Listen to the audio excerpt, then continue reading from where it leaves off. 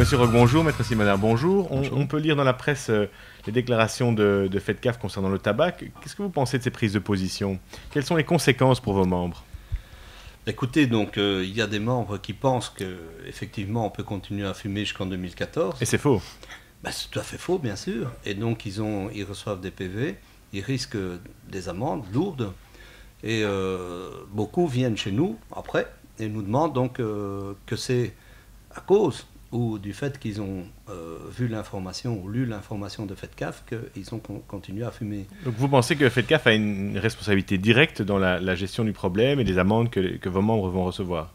Écoutez, moi je pense que oui, puisque une association qui se dit association pour défendre les intérêts des cafetiers et qui leur donne une voix erronée, qui peut effectivement coûter très très cher, parce qu'on peut aussi fermer l'établissement, il ne faut pas l'oublier. Et imaginez-vous qu'il y ait un membre du personnel ou peu importe qui demain fait un procès à son patron parce qu'il attrape un cancer. C'est vraiment très, très dangereux. Et en plus, c'est tout à fait faux. Maître Simonard, en termes juridiques, comment analysez-vous la situation? Il y a une loi qui est claire, des sanctions sont également prévues. La Cour constitutionnelle a annulé les exceptions qui étaient réservées pour l'ORECA. Donc si on rentre dans le champ d'application de la loi, des sanctions peuvent exister. Et sur le côté pratique des amendes, sur les sites web du SPF et de l'AFSCA, on peut voir que des amendes allant de 500 € à 5500 € sont d'application. Et si on lit attentivement la loi, il y a des dispositions du Code pénal qui sont aussi d'application et qui pourraient être plus lourdes que de simples amendes également. Et comment analysez-vous le préjudice pour les membres de la fédération? Alors, la situation est un petit peu particulière parce que le membre a la possibilité, lui, d'appliquer la loi. Mais d'après ce qu'on nous avons entendu, c'est que certains membres ont cru légitimement que les dénonciations qui ont été faites par cette association, leur indiquant qu'il était possible de fumer, ils se sont donc crus légitimement dans la possibilité de faire fumer leurs clients, vu qu'il n'y avait pas de sanctions. Alors, il faut raison garder aussi, dans la mesure où ce qui n'est pas permis, c'est fumer. Et ce que l'association FEDCAF a annoncé, c'est le fait qu'il n'y aurait pas de sanctions. Donc en clair, il y a une interdiction, mais elle n'est pas sanctionnable.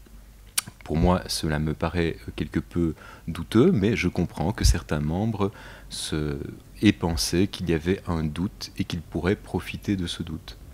Quelle sera la réaction de la fédération, Monsieur Roch, par rapport à ça? Mais pas exclu évidemment qu'à un certain moment, nous mettions FEDCAF devant les tribunaux. Ils doivent évidemment prendre leurs responsabilités.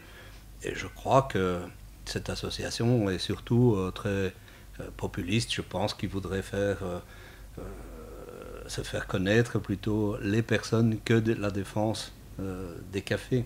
Et donc aller éventuellement en politique, quand on voit les politiciens qui la soutiennent, etc., c'est quand même fort douteux. Vous pensez, Maître Simonard, qu'il y a donc une chance pour qu'un litige aboutisse devant les tribunaux?